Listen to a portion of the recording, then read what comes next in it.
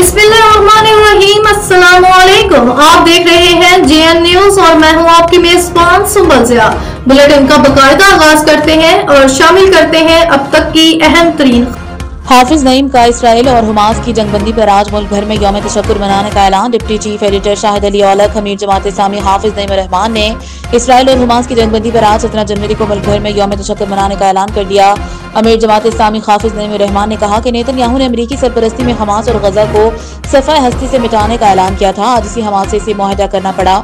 उन्होंने कहा कि इसराइल और हमास की जंगबंदी पर जुमा 17 जनवरी को मुल्क भर में यौम तशक्कुर मनाया जाएगा। इसके अलावा इनका कहना था कि हुकूमत और पीटीआई की जिम्मेदारी है कि मामलात अवाम के सामने लाएं। हो सकता है दोनों डील कर रहे हों, किसी क़यामत का इंतजार कर रहे हों। बुध को कतर के दारुल हुकूमत दोहा में वज़ीर आज़म मोहम्मद बिन अब्दुर्रहमान बिन जासिम अस्सानी ने गजा जंगबंदी मुआहदा तय पाने का ऐलान किया और कहा है कि जंगबंदी मुआहदा करवाने के लिए कतर, मिस्र और अमरीका की कोशिशें कामयाब हो गई हैं। उन्होंने कहा कि जंगबंदी का इतलाक 19 जनवरी से होगा। हमास और इसराइल के साथ जंगबंदी के मराहिल पर अमल दरामद के हवाले से काम जारी है।